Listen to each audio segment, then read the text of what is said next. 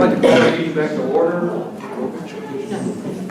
I'm told we don't need a roll call, so as soon as everyone's situated, we'll restore the meeting.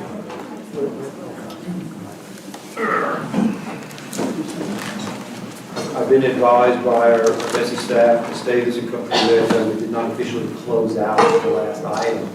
And that's actually created an opportunity for us to address an item that we need to.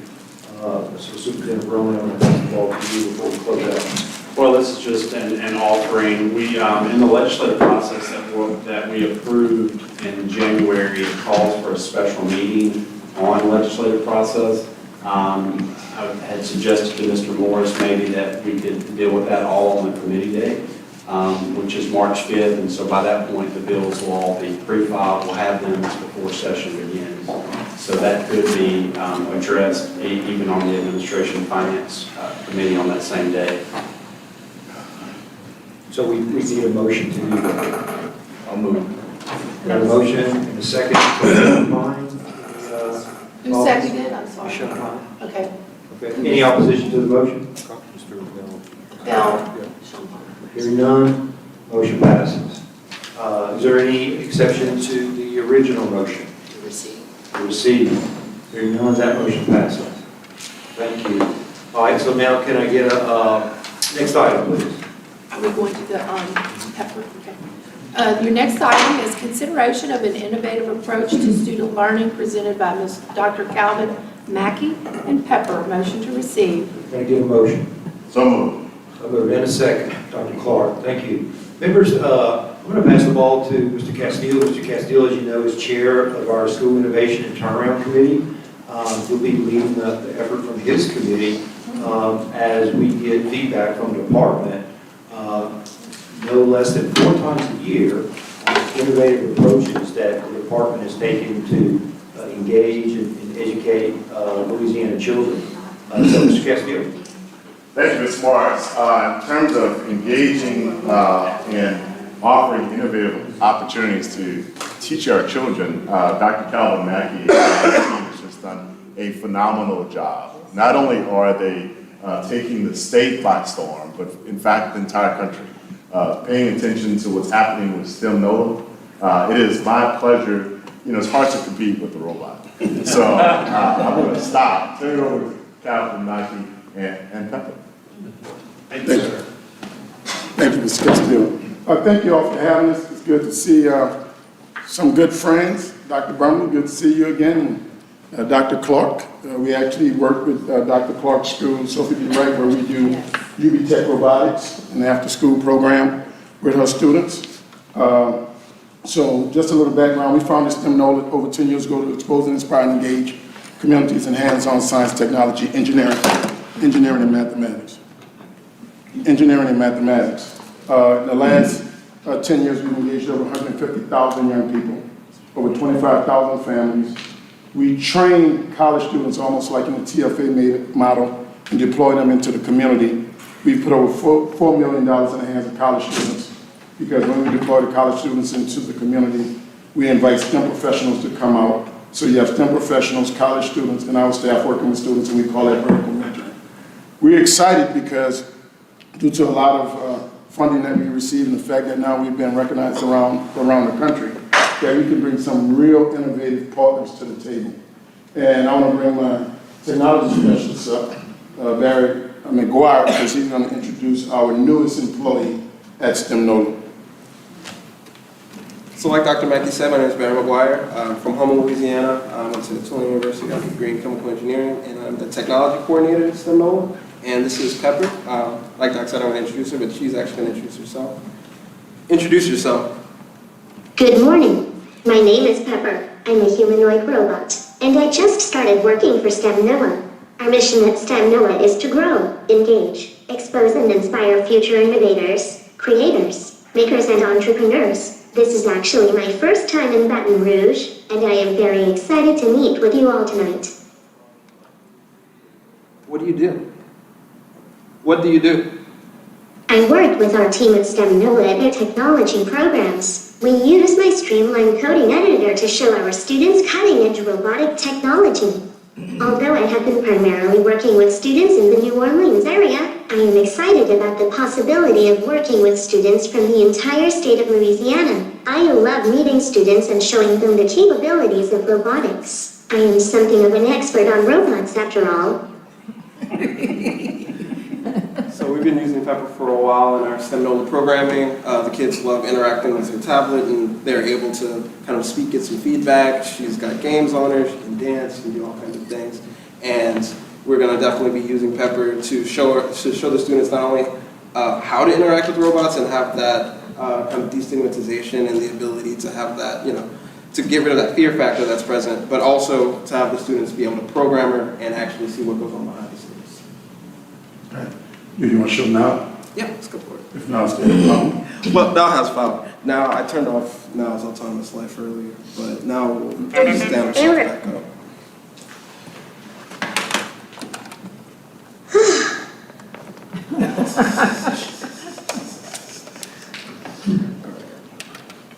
Oh? So this is Now. Now is basically, I like to say, Pepper's little brother. So Now actually has a coding editor that's a bit more intense than Pepper's. It's a bit more lower level. So the students actually, it looks more akin to something you see in like a game engine or something similar to that. And it's kind of a drag and drop where they're able to put different components. But now it's got different kind of capabilities to where Now can actually do, let's see. Let's have Now do Tai Chi.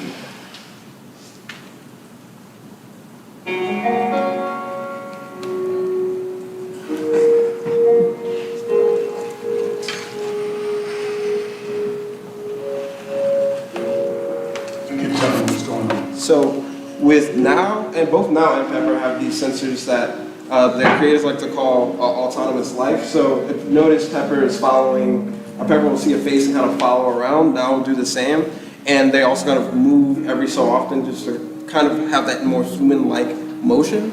Now also has a lot of sensors that really keep its balance. So that's why it's able to do things like this kind of Tai Chi interaction, where it actually has a kind of kinematic feel to it. So we're able to teach students about the different sensors, but also kinematics. So when we think about the senses, right, a lot of times we'll think sight, we'll think hearing, we'll think taste, and we can see how robots can try to mimic human feelings, but the really cool thing about this balance is it kind of mimics that just general sense of I know where my body is, that it's a bit harder to sometimes explain to younger kids, but they kind of get the idea of, I know how to stand up. When you're programming that, all the math that would go behind just standing up off of the ground, all of the things that your brain actually does. And the cool thing when they're interacting with these robots, you get that better understanding of just how amazing the human body is and how in trying to mimic that, how much work and how much math goes behind that. So it kind of makes math cool, which is sometimes a hurdle, but when you do it, Can you repeat that? What does it do? it makes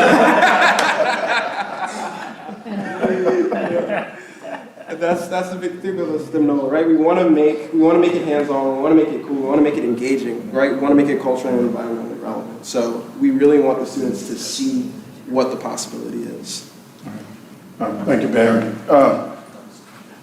Like Barry, to reiterate what Barry's saying, what we're doing is that we are demystifying all of this different technology for kids and even parents in the community. We were just at Jefferson Parish Schools the other night, and we brought Pepper in, and we was partner of the month. But trying to get out the parents and the kids was like, can I get a picture with Pepper? They want to play tic-tac-toe with Pepper. When we showed them Pepper can dance, it took on a whole different life of its own. These robots respond to codes and different things that kids do. The reason why kids are so responsive to it is because it's immediate feedback.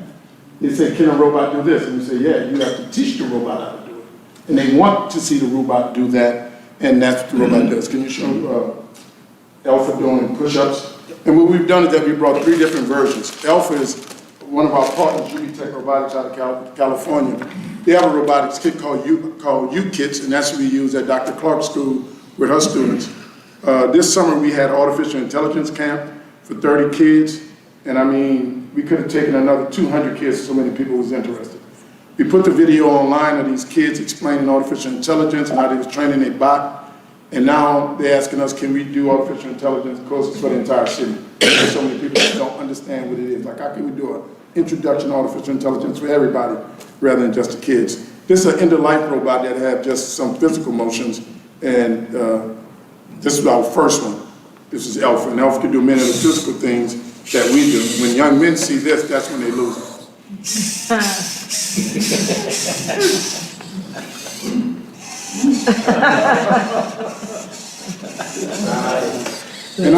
And I like Alpha to do that because I'm trying to convince our children that they're either being trained from the neck up or the neck down. And if we're training our kids from the neck down, their competition in the 21st century will be these machines, and they cannot win. So we have to start training our kids from the neck up, because every one of our children who will be working in the 21st century will be working with these machines. So we can't wait. We are now introducing robotics at pre-K 4 all the way up through college. And I'll tell you something else. We had 55 weeks of summer camps last summer. We had 6 weeks of tech camp. When we did the artificial intelligence camps for the 30 kids in the city, we had 8 college students. And we had to train the college students on artificial intelligence to train the middle schools. Because the college students said they had not even gotten that in college. So that's where we are. And now people are calling us from all over the country. We just did a big STEM fest in Yankee Stadium. We're not at liberty to say, but we'll be launching STEM across an entire state come April. And Dr. Brumley, I'm not at liberty to say, but Monday there will be a big announcement about some of our students in STEM NOLA that have just won a national STEM challenge, and they will be flown to Washington, D.C. because of the work that they're doing out of school. What this stuff does in terms of education is that when they get in school, they have the context of what the teachers are presenting. And when they have the context, then they can better understand what the teacher is presenting. It makes sense, and that moves them along, not only in their educational desire, but in their educational achievement. So, Ronnie. Open the floor to members first. If you guys have any comments or things to share, questions? I have questions, but you guys go first. Just a couple of things. Keep forgetting to push the button. A couple of things. Are we finding that there's a big shortage of home access to software like laptops and, of course, Wi-Fi? Is that a problem? Do y'all sense that? Conrad, yes. Now, I'll be remiss if I don't introduce my team. I've got to introduce Lawrence Jackson, the Chief Administrative Officer. You all met Barry. But I want you all to know at STEM NOLA we have over 30 employees, and many of us have STEM degrees. I mean, I have 4 STEM degrees, Barry, has a STEM degree. And the answer to your question is absolutely yes. And COVID really revealed that, right? Some people didn't have access to high-speed internet. Right. And some people didn't have access to computers that otherwise was capable of interacting with our computers. We travel now, even though kids received computers during COVID, we travel with a bank of computers because sometimes the computers are not powerful enough to interact with the computers. As a matter of fact, we're talking with Verizon, AT&T. We want to have our own bank of hotspots to make sure. When our kids want something, we have to make sure that the pathway is there for them to get it.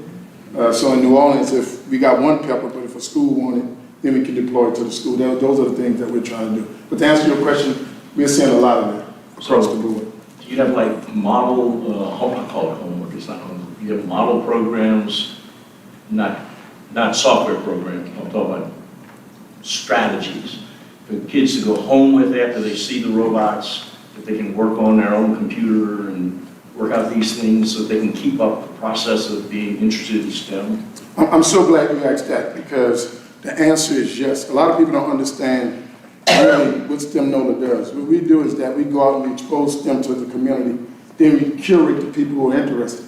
There's a lot of access that already exists that no one knows about. All right, so we are a major partner with the Scratch Foundation out of MIT.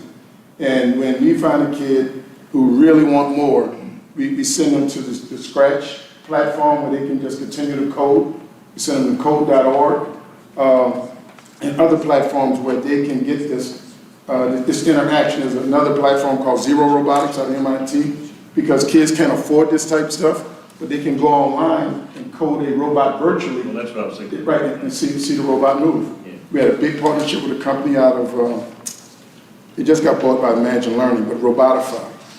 But this kid was unbelievable. He built all these virtual NASA rovers. So we'd teach the kid to code, and then with robotified Imagine Learning, during the summer, we'd put them online, and they can code the robot like it's moving over. Well, you keep the process going. It's not just a visit to see the robot and then go home. But the bottom line is this, right? You know, if you're talking about an airplane, there's a runway and then there's a takeoff. All of us want to talk about the takeoff, but we forget about the runway. What we're trying to do is put the kids on a runway. Yeah. And if they start going down that runway, then they begin to realize there's assets at their school they don't even understand. But I mean, there are assets in the community, innovation hubs, maker spaces, camps, and clubs that kids don't know about. But when they come to our program, they get exposed. I mean, when the parents really get exposed, and the parents say, how can my kid get more? We direct them. And a lot of parents don't know. So really, we use the robots and the kids as a Trojan horse to speak to the parents. Well, thank you. Yes, Ms. Holloway. Ms. Lawrence, if y'all want to chime in, no problem.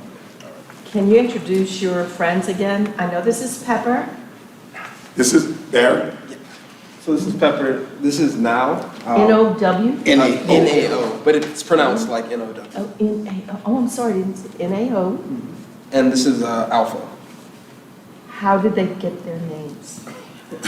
So Alpha was actually kind of, for UB Tech, that was like their first full-size humanoid. So they've got that full Alpha series, you know, which is the first one.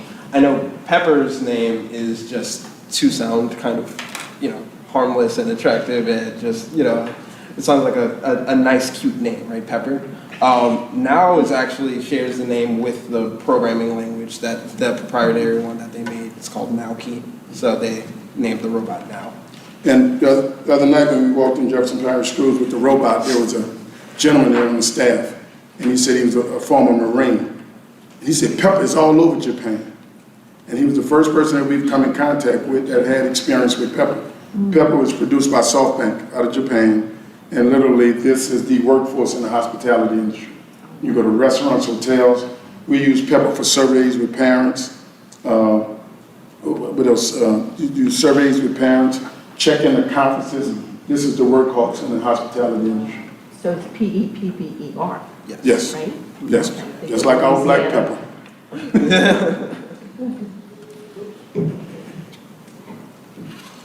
Michelle, comment? Awesome. I know you're a nonprofit, so how are you funded? I see, I pulled it out, I see where you do have donations from other nonprofits. So how are you funded and those types of issues? Like, I know Dr. Clark uses you, so. Well, great question. We have this wonderful grant from LDOE 21st Century, and we use our funds to make sure our kids have access to the programs. And I think we were the first high school that Mr. Mackey did, so that is available with a curriculum for high schools now.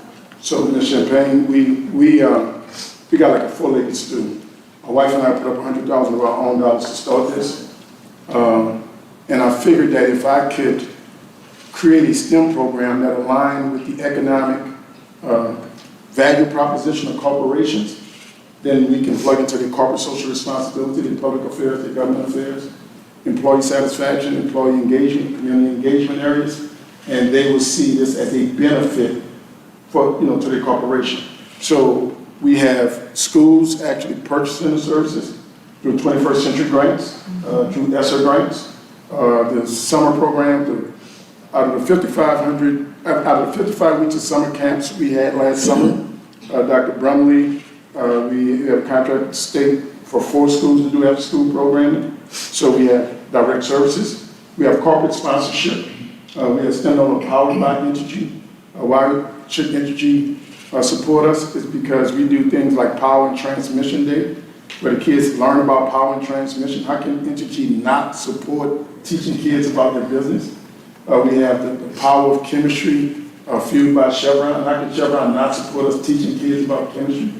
We have a big rocket day, one of the largest rocket days in America right now, funded by Boeing, Lockheed Martin, and NASA, because we bring up to 800 people to go in the field and shoot rockets.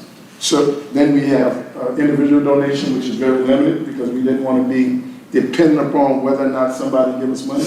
And then we have philanthropic support. We just sunsetted a $3 million Department of Defense grant.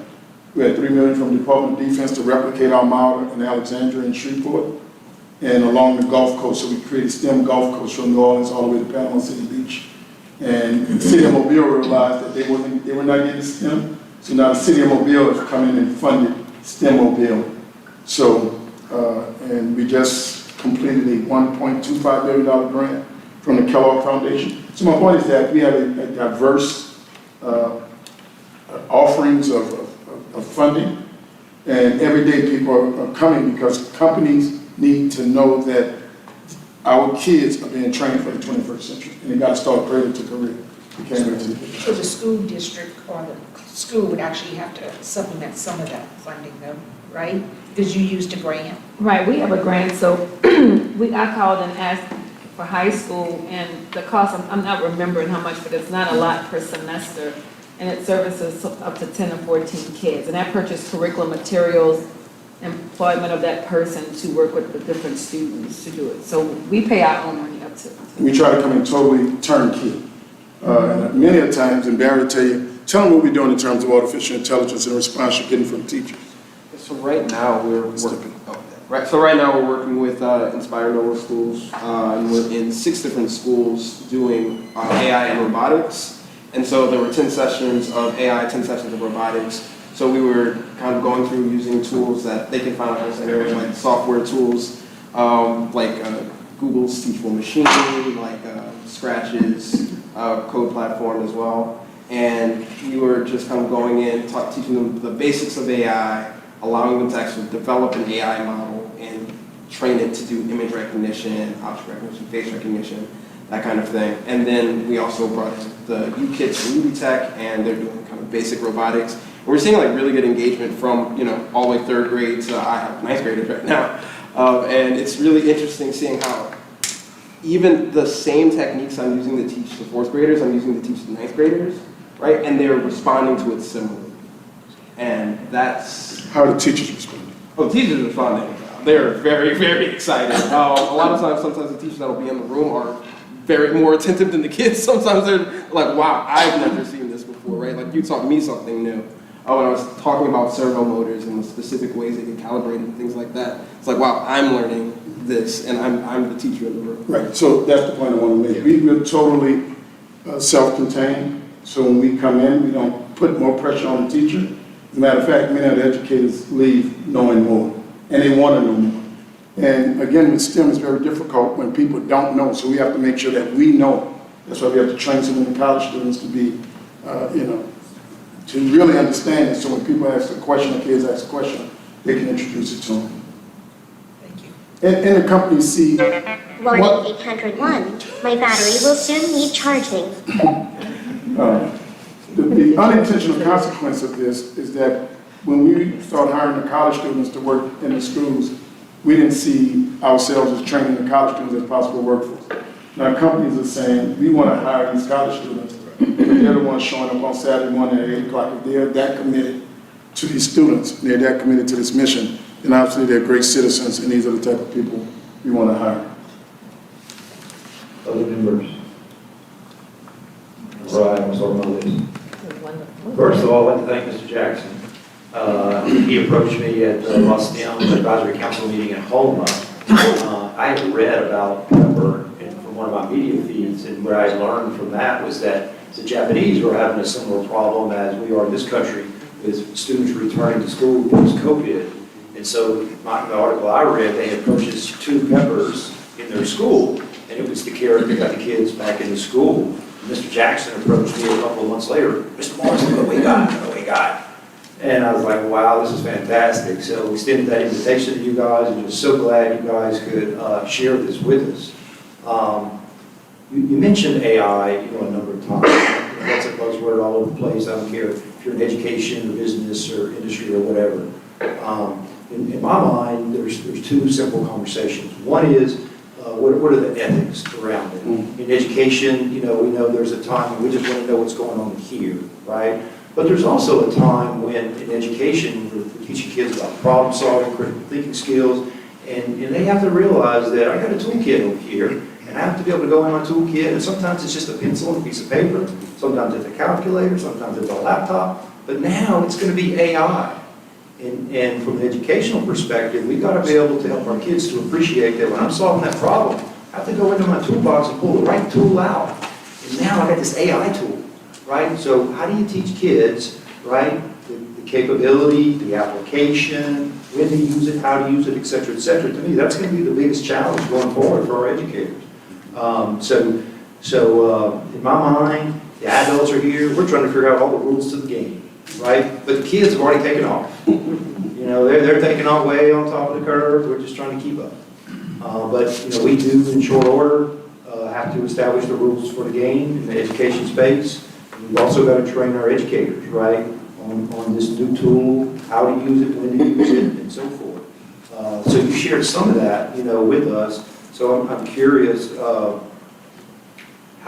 would you propose that we go about approaching training existing staff on AI and its applications? So thank you, Mr. Morris, for that question. When you look at Pepper, Barry has already programmed Pepper to be responsive to some questions, because we can't open Pepper up to any questions. We don't know the response that Pepper's going to give based on access to the internet and ChatGPT. You got a built-in filter. We got a built-in flow. So going into school systems, I know Barry teaches out there 10 hours, a whole course is on ethics, the good and the bad of AI. So we do that for kids even at the lowest level, about how this can be misused and how it can be used for good. But we're trying to figure out now how do we put and everybody's trying to figure this out, how do we put boundaries around it such that it can be used in school systems or teachers can use it. But the challenge is the exposure piece. We have to make sure that everybody understands what AI is and its capabilities so that they won't be afraid, like it's the boogeyman, Right. like when the internet first came out, right? And that's where we're focusing our energy with the kids. When the kids go online now, they're using AI, they don't know it. But we're doing AI, we're doing data science, because kids go, you know, they're on TikTok, they're on Facebook, and I realize that's all data science. So we can teach kids data science, data analytics, and we can teach them AI as an introduction of what it is. And I think that'll give them the foundation to move forward. Now, some of the tools already have boundaries in it, and that's what educators have to understand, right? There's AI tools now to do a PowerPoint. I mean, I don't have to sit there and I can just feed it and do PowerPoint. You know, the evil part of AI is when you learn how to build. You want to speak to that? When you learn how to build things that otherwise to control things. But that you got to know coding. There's a lot you got to know to get to that point. But to use the AI tools that are being created, and thousands of tools are coming out every month to replace many of the things that we're doing. I mean, journalists are being laid off because AI is writing articles. Right. You just need somebody to edit it. And believe it or not, lawyers will be under attack. We work with Ernst & Young. People say, what would you be doing with Ernst & Young? Ernst & Young is no longer an accounting company. Ernst & Young is a technical company because they're making digital bots. I mean, your taxes, all that, I mean, when they're doing the accounting, it's all done by digital bots now. And those are the things that our kids, one, have to first understand, and then secondly, learn how to use it. I was telling you, my son is in grad school. I mean, he's a third-year engineering student. When we learn the code, we literally have to build things. Now they really don't build it. I mean, you have some other people way over here building these boxes, and you connect. It's modular. It's modular, and you're connecting the modules, right? So these are the things that our kids got to understand, and that's why we partner with Scratch, because that's the premier block coding program. And we're teaching our kids how to use these modules and put it together to control an engine, because it's going to be the same thing if they're working for General Motors. And these tools that you're talking about, it's going to be the same thing with AI, right? But there's different levels of it, and what we're trying to do is introduce the safe tools that they can use to further their education. And if you don't mind me jumping in right there as well, just to let you know, I have a STEM background as well. Dr. Mackey didn't mention that, but I'm ed tech as my graduate school I'm ABD right now, on a doctorate in education technology. I taught in the public school system as well for a period of about 8 years. One of the things that speaks to your question about how do we get the teachers on board with this is we've got to belay the fear. There is a tremendous amount of uncertainty around how and what this actually means for what we're doing in classrooms. And we've got to build the capacity of the teachers to accept the fact that this is another tool, like you mentioned, in the toolbox. Now, this particular tool has a whole lot of other capabilities from other tools. It goes above and beyond the next level of application. This is not like a typical laptop. No, now you got ChatGPT, which accesses every database known to man and can find and pull together sentences and things and put things together in right order and what have you. You just got to know what question to ask. Well, you're basically training the AI every time you use ChatGPT. So the understanding of what it actually means and then being able to apply that in an educational landscape is what's going to become very, very important. How do you do that? PD, other ways of engaging teachers along that line. NSTA is doing a lot of that work right now as well, in terms of how to engage teachers in some of those pathways. So, you just gotta belay the fear is number one, because it's everywhere. Okay. I just have one more question to Dr. Clark. Dr. Clark, Yeah. once your students have had this experience, what's your reaction? What kind of feedback are you getting from the students, and what's next for those students? My students enjoy the program that they had with STEM NOLA. I know that Dr. Mackey is just an expert at what he does, and he's all over. So I invited him in just because I know that high school students are not always getting those experiences, nor do they have the opportunity when they go home sometimes to extend those the program. So, I mean, they enjoy the program. Anything you would share with the board as far as recommendations for our consideration? Is obviously we'd like to provide this resource, to every kid in the state that's interested. Do you have any advice or any recommendations that you would share with the board as far as statewide policy or steps forward? I think one of the primary challenges is going to be, where does this fit? How can we make it fit in the current landscape of what teachers have to contend with already with standards and things of that nature? We've got to recognize that this is not any longer in the future. This is the now. And sometimes, I was just looking at something last evening, it said big ships turn slow. Well, we got to figure out a way to keep turning, right? Not getting bogged down, but keep turning, because at some point, this is going to just blow up into something totally different. And if we don't keep up with that as an education system, then our kids are going to continue to be behind. I can never forget, we went to DXC Technologies a couple of years ago in New Orleans, and we visited their headquarters there, and the guys were like, listen, by the time this kid's coming out of school, they have to have a 2-year ramp-up training program, because the educational system is not keeping up with the latest and the greatest as far as the knowledge base is concerned. So even though they graduate from college with a degree, they got to go through a 2-year training program just to be brought up to what's now current. And so we've got to figure out a way to move a little faster, turn the ship a little faster, maybe be a little more flexible in terms of standards, in terms of the processes, in terms of what the flow of the educational landscape is supposed to be for teachers, and maybe give them some extra opportunity to insert some of these things without having to worry so much about the other side of it, which is, I'm not meeting the standard, or I don't have time in my school day, or what have you. Or we could incorporate it in the state. Absolutely, 100%. Yeah. We're reviewing the computer science standards. Will be coming to the board this year. And this would be a good time to maybe think about putting things.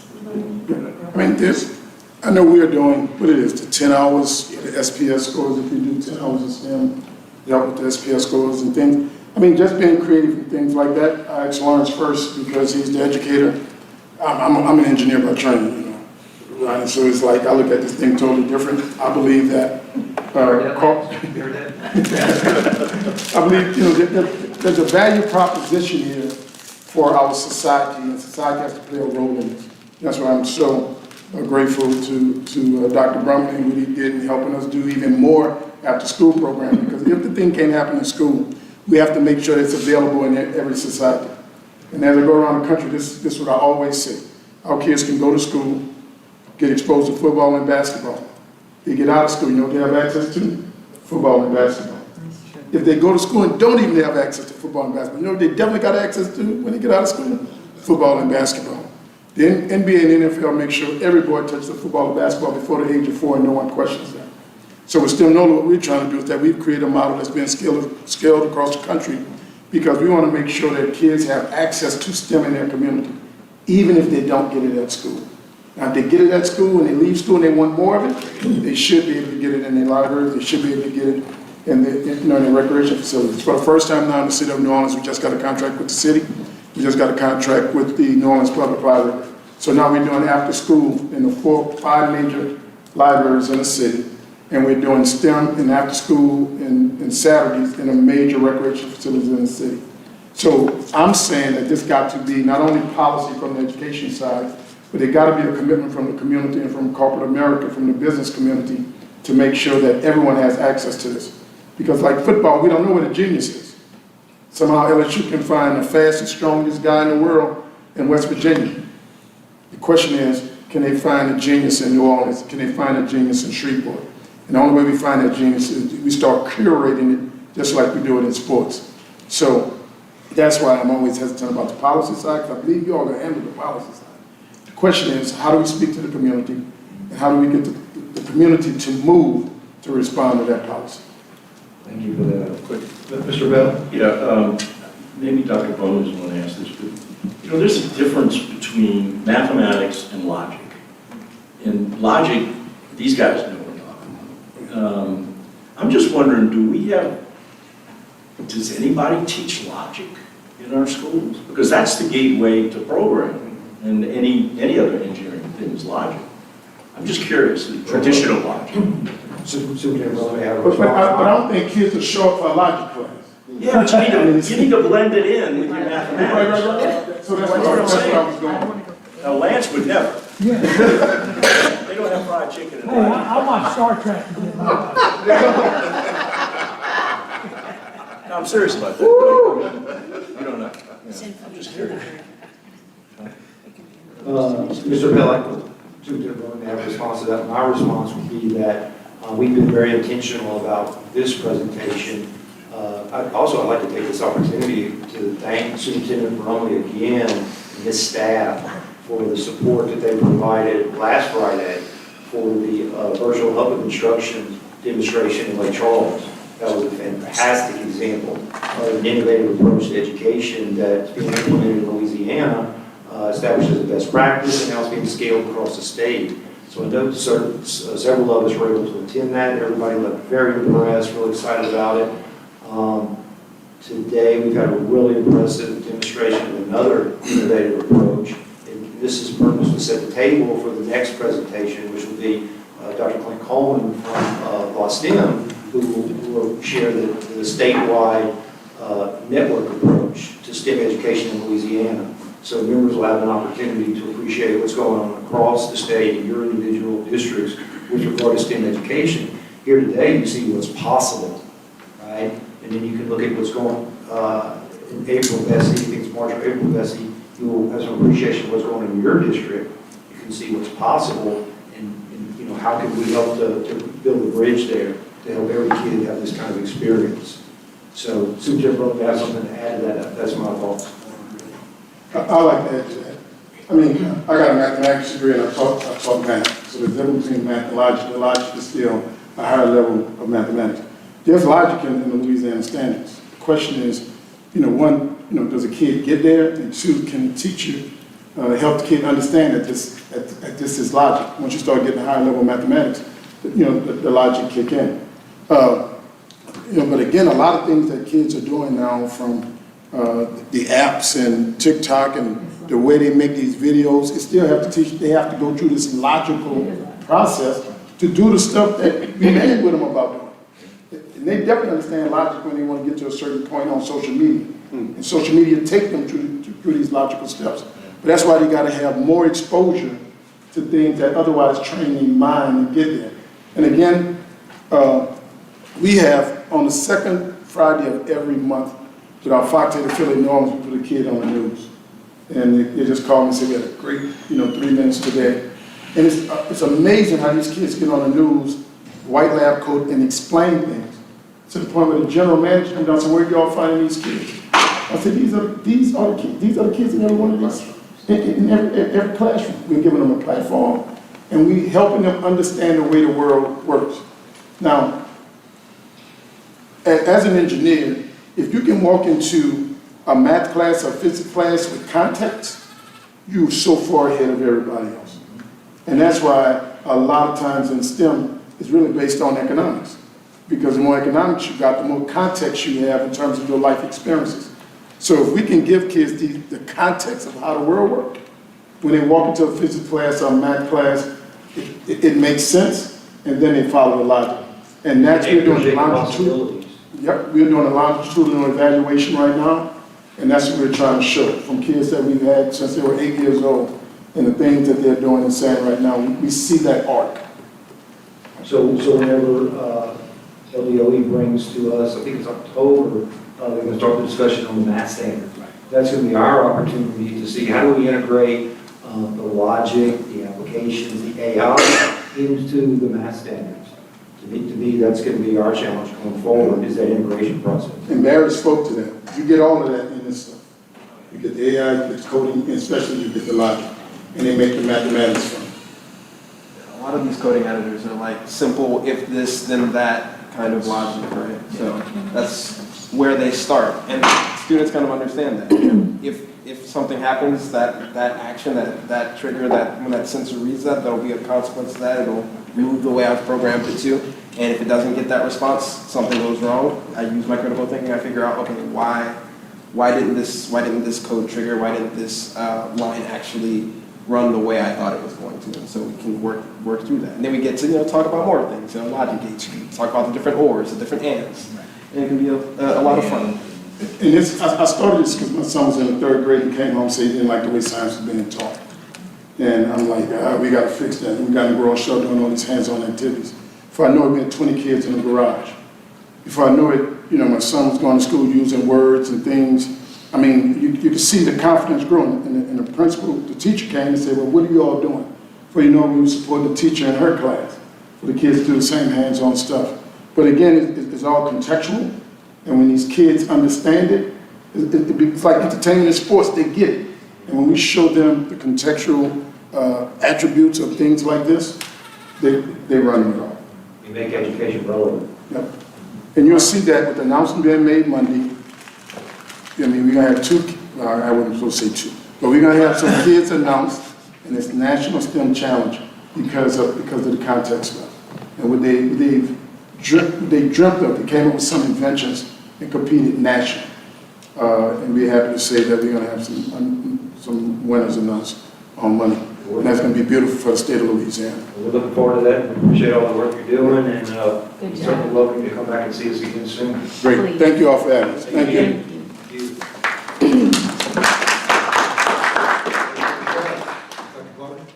Just to give credibility to the liberal arts majors in the world. I do want to say on the LEAP 2025 in English 1 and English 2, there's a research simulation task in which the students have to read an essay and they have to provide, using logic, provide an answer to the research simulation task. And actually, if you don't get the narrative, it's in the second reading task that's on the LEAP 2025. Is this correct? And you have to use logic. So we use logic too, and our students are being tested on logic, and they are being taught logic through the English language curriculum. Just Lance says I'm trying to be a good teacher of education, but I mean I do it every day, so some of you are doing it.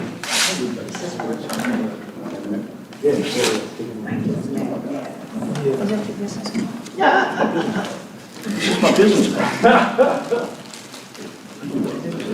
All right, members, we've got to pick up from the last item that we left off. We will close this one out. Is there any opposition to this motion? Hearing none, motion passes. Now it's opening up the item so we can finish up the discussion on that. Superintendent Brown, is that correct? Yes, sir. All right, can I get a next motion, please? So we'll return to item 4.3, consideration of an update report regarding Louisiana literacy and mathematics. All right, can I get a motion?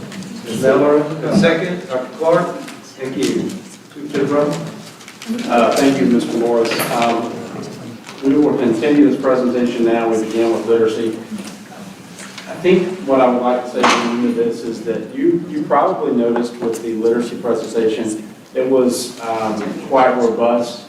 It's several years of work in progress to get to where we are today. The math piece, we are at the front end of that. We are just beginning to take on that particular body of work, but it is an exciting work, and Dr. Chasson will give an update. All right, thank you, Dr. Brumley. Happy to pick back up and talk about our math. We have named our math work the Math Refresh Initiative. And what that means to us is that we are aiming to refresh materials because we believe what materials are used is a very important and critical part of teaching and learning. It means refreshing instruction and approaches to support and improve math outcomes in Louisiana. And Dr. Brumley mentioned earlier that a lot of this is really centering around that back to the basics approach, really highlighting and emphasizing the importance of foundational math in those early grades and leading to a more conceptual understanding of mathematics over the years. And we know that math knowledge builds over time.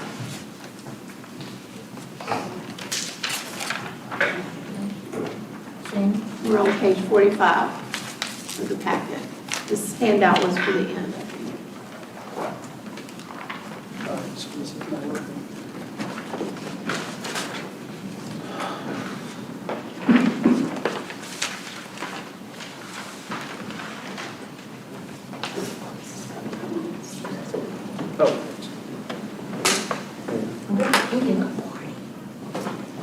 So a lot of our math work has really been modeled to parallel our literacy work, which I think you all have seen really showed some initial signs of success. And so one thing that was important as we began our math refresh was to establish some pillars to really serve as a cornerstone for all of our work. And so similarly to literacy, these math refresh pillars begin with engaging in grade level math during core time. We also highlight the importance of timely and proactive interventions with math. And we know that this is heavy work. Teaching mathematics is difficult. And so we acknowledge how critical it is to have professional learning and proactive planning of our educators. And finally, similarly to literacy, again, we acknowledge the role that families play in the success of students in mathematics. We've also set some ambitious goals in math, once again, based on NAEP. And so our goal for fourth grade is that by 2028, the average fourth grade NAEP math skill score will increase by 10 points. And similarly, our goal for eighth grade math is that our eighth grade NAEP math skill score will also increase by 10 points. So once again, we looked for that strong national indicator for math performance so that we can best tell not only about Louisiana improvements, but also how we as a state stack up against other states in the nation. Next, I wanted to highlight the LEAP performance for each grade level over the past 4 testing years. This graph shows the percent of students who scored advanced in mastery, which we consider proficient, at each grade level, 3rd through 8th grade. Note that we didn't test in the 1920 school year due to the pandemic. And although there is a drop from pre-pandemic performance, we can see here that our students are recovering. The percent of students scoring at the highest levels improved for grades 4th through 7th in the last year. While the performance is showing growth at each grade level over time as we rebound from COVID, we still see the decline in the percent of students scoring advanced in math mastery or percent proficient as they matriculate from grades 3 through grade 8. This is a historical trend and also a national one. This particular data point has greatly informed pieces of our math strategy. Next, I'd like to introduce 2 new KPIs that we are setting around math. The first of which is around usage of Zern, which I'll go into a little more detail about in the next few slides. But Zern is an online platform that addresses unfinished learning in students around mathematics using an accelerated learning approach. And so we've set a target for usage of Zern for 2024 and an increase in 2025, acknowledging that that beginning state in 2023 was at only 10%. We've set another new KPI around our percent of teachers and administrators who successfully complete a Math Foundation Skills Instruction course for grades 4 through 8 math teachers. And this is a result of Act 260 of the 2023 legislative session. And so we'll talk a little more about that training in the upcoming slides as well. So we know that math resources are so important. We want to make sure that the resources that our students and our educators are using are of highest quality. We know that that's the first step to math success. For many reasons, our students may have unfinished learning, preventing them from being ready for the new learning in math class. We talk a lot about teachers using learning acceleration, and I'll go into a little more detail in a few slides about what exactly that means. But it basically means making sure that students have prerequisite content in order to access the grade level material that they are learning during their regular school day. We have several resources now available to support teachers' ability to accelerate math learning.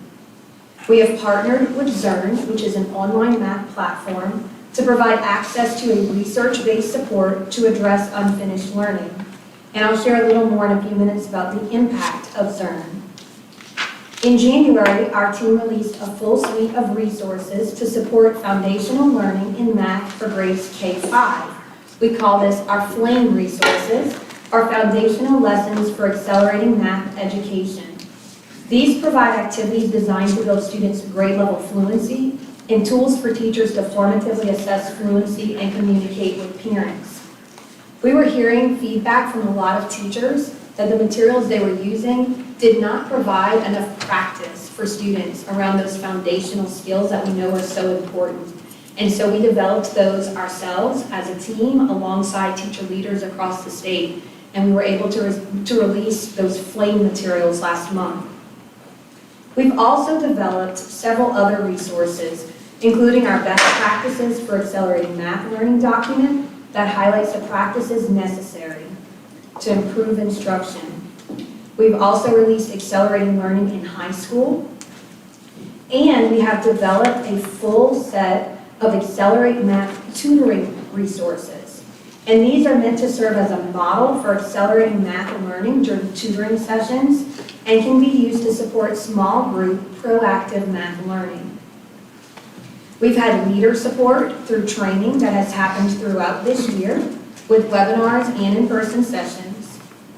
We are currently working towards developing a Louisiana numeracy screener, modeling after our literacy screener that I spoke about earlier, to identify students in need of support in grades kindergarten through 3rd. For high school, we've undertaken a few key initiatives. We're building guidance and support for the new financial literacy course that is now required. All students entering high school this year will now be required to take geometry, which we think is critically important for all students. In collaboration with the Board of Regents, we are also part of the Launch Years Initiative. And so through this, the Board of Regents has enacted a co-requisite support model for entry-level freshman college mathematics, and they've enacted multiple measure admissions. To support and connect to the work of Regents, we, as a department, are creating collaboration opportunities for math faculty at the college level and high school math teachers. And we're building course description for math courses to help those educators.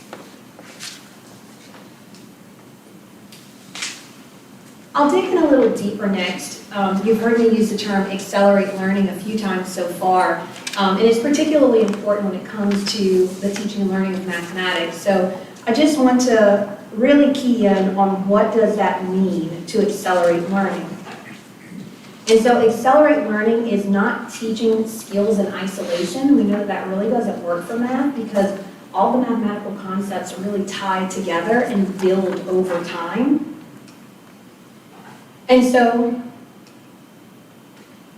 we know that this does not mean that teachers do need to provide supports during core instruction to scaffold grade level math over time. Also, it does not mean to teach students below grade level content. Instead, it means to utilize just-in-time supports during core instruction to help students access that grade level content. So what I mean by that and what that might look like is when a student is about to get into some upcoming core content, but they may not know all of the information they need to understand that upcoming lesson, a teacher would then maybe have an intervention block, maybe there's a small group session, or maybe there's even some information that they share whole group with the entire class to review some skills before getting into the new skills, to make sure that all students have the prerequisite learning that they need to then understand that new content. Accelerating learning does not suggest speeding up instruction or compressing the content to get through more in less time. Instead, it means to use the embedded supports within their curriculum to build understanding.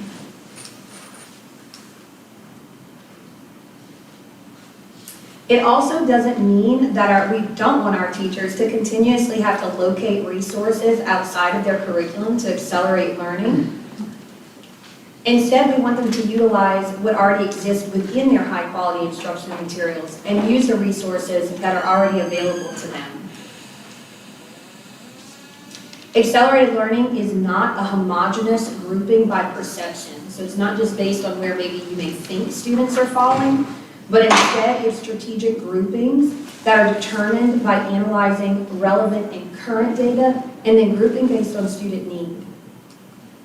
And finally, the data used to group students and to identify deficit areas shouldn't just be from state level assessments, but should also include diagnostics and formative assessments that are included within their curriculum and by teachers examining most current student work. So in essence, the learning acceleration approach shifts educators from focusing on maybe everything that a student has not yet mastered to focusing on specific skills needed for success today. So it helps the teacher prioritize what students need as they need it. And so I want to highlight now a Zern impact study that we were able to work in partnership with Zern to produce. The study compared our 2021 LEAP data and 2022 LEAP data and was released last May. This study matches students with very similar demographics with the same beginning LEAP level. And it measures their progress on LEAP from the 2021 LEAP to 2022 LEAP. This study shows that we can impact our students' performance, and students who experience learning acceleration through Zern do score significantly higher than those who do not. Students who consistently use Zern made more progress toward mastery, and students who are performing at the lowest achievement levels in that unsatisfactory range improved more than students who did not use Zern. We currently have an impact study underway on the 2022 to 2023 LEAP data. And so just to highlight, we have made Zern available to all kindergarten through 8th grade public and public charter school students across the state. The impact study also showed that Louisiana students who consistently used Zern scored an average of 6 points higher than their matched peers who did not use Zern. This shows the change in scale score for all students from spring 2021 to spring of 2022. The purple line represents students who did not use Zern during the 21-22 school year, and the orange line represents students who consistently completed 3 or more lessons each week, which is considered to be the right dosage of Zern, 3 or more lessons each week. Because of the matching technique, both groups of students had the same average starting score in 2021.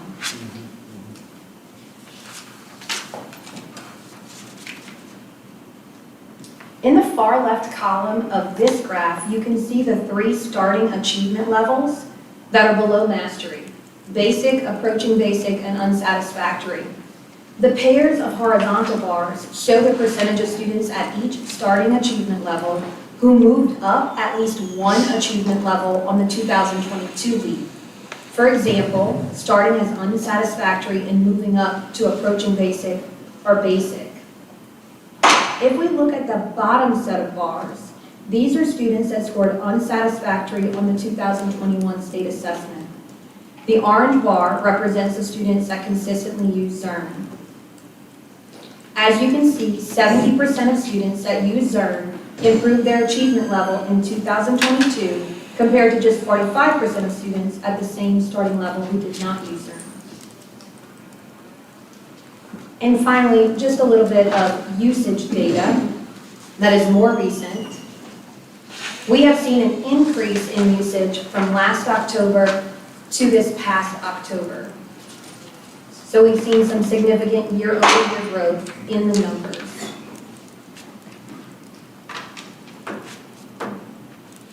And the last bit of today's presentation addresses Math Refresh professional learning, because once again, we know just how heavy this work is on our math educators. And we know how important it is to support teachers' professional knowledge and skills. At the December BESE meeting, the math competencies for our pre-service teachers were updated.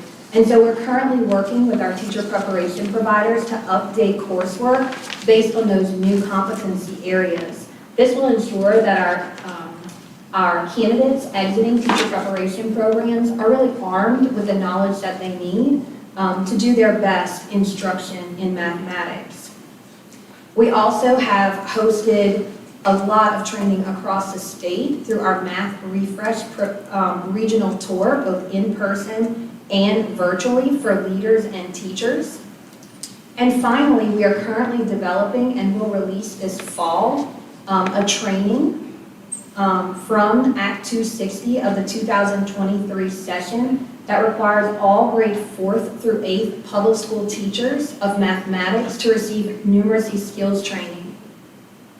And this training is really meant to focus in on mathematical concepts. It's going to be very heavy on math knowledge, and it's really going to show teachers the vertical alignment of math concepts and how math builds over time.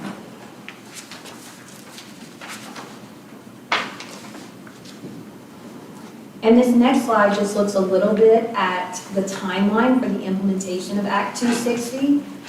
That was passed in the spring of 2023.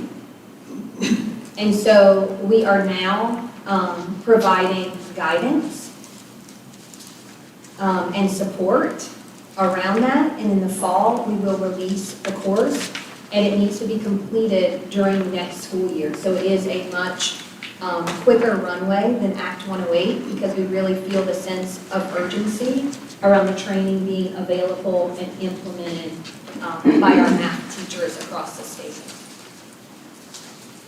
And finally, we're excited to see our upcoming math NAEP and LEAP results. As Dr. Brumley acknowledged, this is new work, but we're encouraged by the traction we are gaining in math. And so just a few numbers to leave you with here, that we have over 900 schools rostered with Zern, representing more than 293,000 K-8 students with access. We've had over 1,100 educators participate in math-specific professional learning. this school year, most of which were delivered by our department math content team. And we have 48 school systems who have been allocated funding to support math refresh pilots, including updating their materials and job-embedded curriculum coaching. And that concludes our math update, and I'm happy to hear any questions or input. Thank you, Dr. Chase. On members. Dr. Clark? If we're looking at the trajectory, like from the third graders to maybe fourth and fifth graders now who are getting the read intervention for the most part. But what about the 8 years of kids that we're not doing anything for that may not be able to read? So I'm thinking about, so the intervention is coming in from K-3 now for these kids. We have kids in 5th, 6th, 7th, 8th, 9th, 10th, 11th, 12th. I just think we have to do something for them on those levels for 7th grade teachers, because you have about 8 years of kids with the pandemic, the Katrina kids, they have gaps. And so we're gonna see great growth from K-3, and I think you guys are doing a tremendous job. I mean, like I said at one of the meetings, I get the emails that you guys send out about the tutoring and the K-3, the teachers being trained, and I'm high school. But then those kids that are 5th, 6th, 7th, 8th, 9th, 10th, 11th, 12th, they continue to fail and continue to fail, and their reading levels are low. And high school teachers are not taught how to teach reading, right? So, but what can we do to make sure that we're still not producing a 8-year growth of kids that are just failing, that have failed?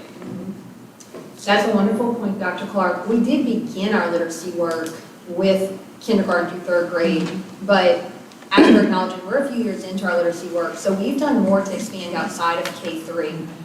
For one thing, we have invested a significant amount of funding into coaches through federal literacy grants that we've been fortunate enough to be awarded over the last several years. And so we have allocated a substantial amount of funding for middle and high school literacy coaches as well across the state. So we have definitely over 100 middle and high school literacy coaches, and we're continuously bringing them together in communities of practice for that training in our schools that need it the most. We've also created quite a few resources. One that I didn't highlight today, I have before for the board that I think is important, is our LIFT kit. And LIFT is Literacy Intervention Foundational Toolkit, and that's meant for 3rd through 12th grade students who are struggling with reading. I'm a former middle school interventionist myself, and I remember serving students in 6th, 7th, and 8th grade who couldn't yet read. And I remember a distinct desire to have materials that were meant for them. Because we wanted something that was appropriate for middle school children, but there was nothing at their level. And so we created this LIFT kit for use by anyone, by any educator, not just interventionists, because we know there's usually not interventionists at the high school level. And so we've made the LIFT resources, this toolkit for intervention meant for all 3rd through 12th grade students to be able to pinpoint exactly where their deficit areas are and then provide those interventions to provide based on those areas of need. Another thing we've invested in is a version of the Act 108 Science of Reading training meant for 4th through 8th grade teachers. We've especially really encouraged special educators or interventionists at that level to take this version of Act 108 training. It is a shorter version, but it's been available free of charge for the last 2 years online, so we have that available. And the other thing we've invested in is our content literacy series. And so we do have, our literacy team is made up of highly trained professionals, experts in literacy. I mean, you know, one of the things I've said repeatedly is when we first carved out positions for the literacy team is I didn't want to hire anyone on that team who couldn't sit down tomorrow and teach a child how to read. And so we've been able to do that. But we also have some secondary experts on there as well. It's not just early literacy experts. And so they've developed a content literacy series meant for middle and high school ELA teachers, meant for science teachers, meant for social studies teachers to really drive literacy across content areas. So we've done those things in the last several years as well to support literacy above 3rd grade.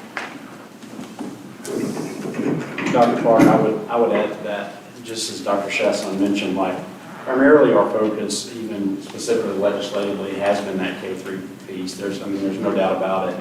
And we do have some efforts, but if it's not transferring at the rate that we needed to transfer into the high schools or the middle schools, like I think that we should connect with you and hear more thoughts about that, outside of today. So, And I want to piggyback on that because the majority of our high school curriculum is literature. And it's not reading. So we're unable to do the literature or the sciences or social studies due to the lack of reading. And so our state curriculum is literature.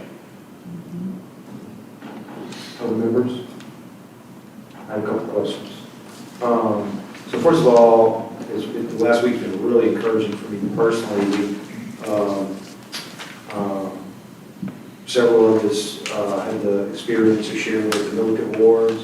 And I don't know how many times I've heard the word excellence and outstanding. And the word here today is impact. So I'm just really excited that, that's the kind of vocabulary that we're using right now and looking forward. So when I look at these earned impact study and how we are impacting student outcomes in the classroom, it's very encouraging.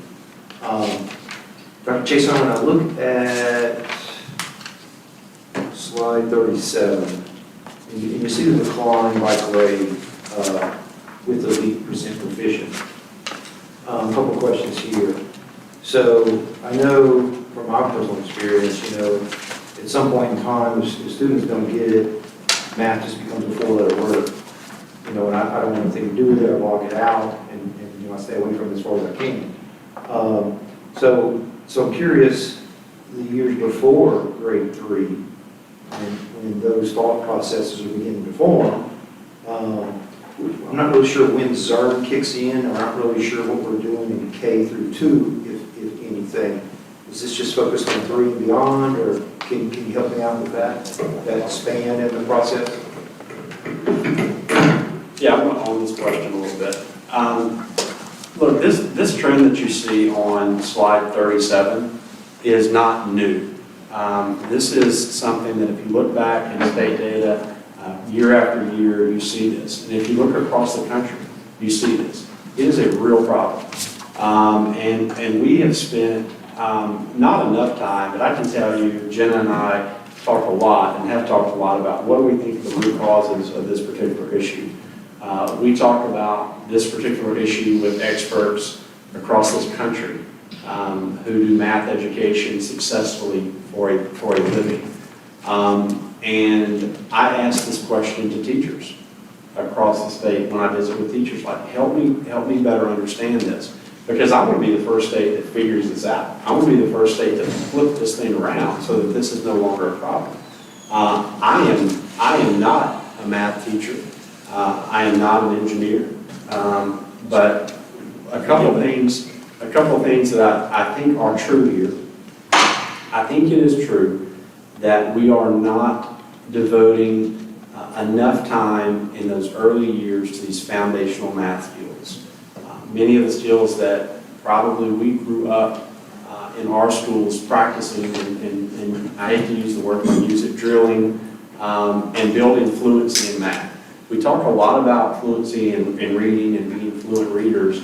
We don't talk enough about being fluent mathematicians and being fluent in numeracy. And I think we have to give soft permission to educators and school systems and leaders to understand it's okay to spend time doing that, to build that math fluency on those skills that lead to that conceptual understanding as students matriculate through the grade levels. And so we are going to be doing even more messaging on that. The second piece that I think contributes to this, and I'm comfortable saying this because I had these conversations with teachers. I'll talk to a teacher who might be teaching intermediate or middle grades math, and they never thought that they would be an intermediate or middle grades math teacher. They were coming out of college or they were transferring careers, and that happened to be the job that was available. And so they took that job. And no fault of their own, they haven't had the exposure, the resources, the support needed to be successful in that level of content. And so that's part of the reason that we were successful in that legislation last year around this 4th through 8th grade period, because we did the K-3 training for literacy, but the need here is for 4-8. So that's why we're trying to step in here. The ZERN piece, I mean, that's just an opportunity that we have made available to schools and school systems if they want to use it. But when we did the impact study, and we mirrored Louisiana kids, thousands of Louisiana kids who were and were not participating, the impact is pretty significant. So we have made that available, and we have that available for another year to all the schools across the state of Louisiana at no charge to them, K-8. And the other important thing that is something that I think that we have to take on in schools is too often we signal to children, because they have some level of struggle, that they're not a math kid. You know, we'll tell them, oh, well, you're more of a social studies kid, or you're more of a reader, you're not a math kid. And so that perception builds in that child as a 7-year-old that they're not a math kid. And then for the rest of their life, well, I'm not a math kid. You know, I'll go do that, I can't do, you know, by God, a first grader's got to be a math kid in every classroom across the state of Louisiana. And whether it's opportunities of embedding relevancy through STEM, or spending time drilling in math, or making sure that our teachers have the resources support, like, this is not acceptable, and it's been this way forever. And it's been this way across the entire country. And so I'm excited about our math refresh work, because not that we have all the answers, but we're taking it on. And so you'll be hearing more about this particular work from us as we move forward. Thank you for that, Dr. Bromley. One question. Dr. Bromley, do you think, I may be way off here, but I know we moved towards moving kids into algebra in the middle school grades to get credit. Do you think that contributes, that we're moving kids into, the districts might be moving them into algebra classes? Do you think that has an impact? It does have an impact, because everything does. Yeah. So it would have an impact to put 8th graders into algebra courses. I think it depends on the student. I think some of our students are very well prepared for Algebra 1 in the 8th grade, and I think others may be missing some of the skills necessary to be successful in Algebra 1 in 8th grade, but it is one of the things that we're evaluating. We're having conversations with teachers and school and system leaders about that Algebra 1 in the 8th grade, but we do absolutely have some subset of students who are very prepared for Algebra 1 in 8th grade. I have a couple more questions. Along the same line, preparing kids early on. I know there's been some conversations at previous BESE meetings about a math screener, comparable to the literacy screener. And we've learned a lot from the literacy screener, right? So I was wondering if you could give us an update on the math screener. Is that still a thing? And then so what's the status? Yes, so we are in the early stages of development of a Louisiana numeracy screener to help us identify students in need of support in kindergarten through 3rd grade. We're in the early stages of development, and it will be a few years until we will have available a field test that we'll be able to roll out, because it does take several years, but we are in the early stages of developing what that numeracy screener will look like. Okay, I'm challenging you on that one. Why does it take a few years? It takes a few years to develop the content for any state assessment. But I mean, there's not a, my question, let me rephrase my question. There's not a standard screener, like there's a DIBELS literacy screener, right? So is there an industry standard math screener that we compare with the DIBELS? Maybe that's a better question. That is a great question, and that's part of the process that we've been in over the last year and a half, as we've known that we really all, I think, the board, the previous board, the department has all been really interested in a numeracy screener. So we have done a ton of research across the nation about, is there an existing numeracy screener that we feel is high quality and really deserving of us to deliver statewide? And the simple answer to that is probably not, through our research. And so, though we... That's why it's a nationwide problem, because nobody's found the screener. And I'll say, similarly, when you think about Act 108 and the science of reading training, we knew during that legislation development that we had several vendors who had a really high quality science of reading training So we wanted to be able to give options for that. For Act 260, the math training, we've done a ton of research on if we felt like there was a math training that was really deserving of being required for every 4th through 8th grade math teacher. Done a ton of research with national experts on this and come back and said, no, there's really not one. So we're going to have to develop it. Okay, so the department is working on developing one internally, then? Is that what I'm hearing? One more add here. You could have a vendor come to you and start emailing you now and saying, oh, we've got the perfect math. You know, but that doesn't mean it's of the quality that we need. I mean, that's why we have to do the vetting process and take our due diligence to make sure we have quality assessment. I'm sorry, your question now? You asked a question, I butted in on that. No. I had one more comment, but it was for the board in general, but I think somebody over this hallway had a comment. Yeah, it's on this topic, where are districts with accelerated math? You're familiar with accelerated math, and it was a basic assessment that was quite closely aligned with LEAP, meaning that when this assessment was given to the students, their score pretty much matched what we felt was going to be an indicator of LEAP. And then you could, of course, intervene in between. Anything on You're that? talking about Accelerated Math, the Renaissance product? Mm-hmm. Some school systems still choose to purchase and utilize Accelerated Math. I just have one comment for members. I would ask you to look at slide 43, page 50. Mr. Morris, also, if you have questions about the RFP process, Mr. Bradford stands at the ready to come and talk to you about that.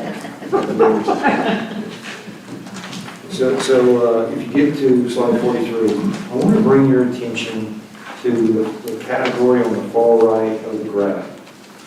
I'm astounded that there's actually a category now that we track relative to math performance for chronically absent students. That there's that many chronically absent students out there that there's a category for them and how we track their performance. That's ridiculous. So the last BESE, we brought the truancy attendance issue forward. Unfortunately, we didn't make any progress, significant progress with it, but I'm anticipating hearing something from LDOE with recommendations going forward and restoring, reviving the STAR task force in addressing this. Just want to bring that to your attention. It really is a super focus area, and I look forward to keeping us on this graph.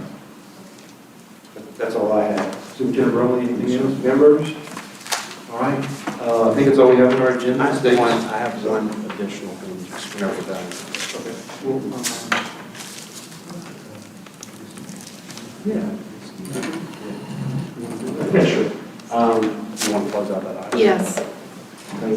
Yeah, is there any exception to the motion? Hearing none, item's closed. Thank you. Yeah, yes, sir. And as part of the conversation with STEM, and I know the desire of the board to take on more innovative approaches to education, we knew that we weren't staffed up to be able to do that. I didn't have anybody set to lead that work with artificial intelligence and relevancy. So we were able to reshuffle, even with the positions that the legislature has already so graciously granted us. And I was able to hire Adam Benedetto in the back, and you will all get to know Adam and the work that he's going to do. He is our Director of Academic Innovation, and I felt like a grandpa when I was interviewing him. He is going to be fantastic, and we're really excited about what he's going to bring to this agency. He's really energetic, really excited, ready to learn. And Mr. Morris, at the upcoming meeting, you will hear from us some recommendations for the board on how we need to proceed with guide rails for AI in schools, because we need to get started on that really soon, and I needed to wait to have Adam with that. The other thing I just want to call out quickly before we close, in conversations with teachers, I'm hearing more and more about things like excessive trainings, and I'm having to follow a script to teach, more classroom behaviors preventing me from being successful. And so I just want to let y'all know I'm going to be pulling together, and I don't know who it might be, but I'm going to be pulling together a small, just working group of teachers. I'm just going to call it my Let Teachers Teach work group.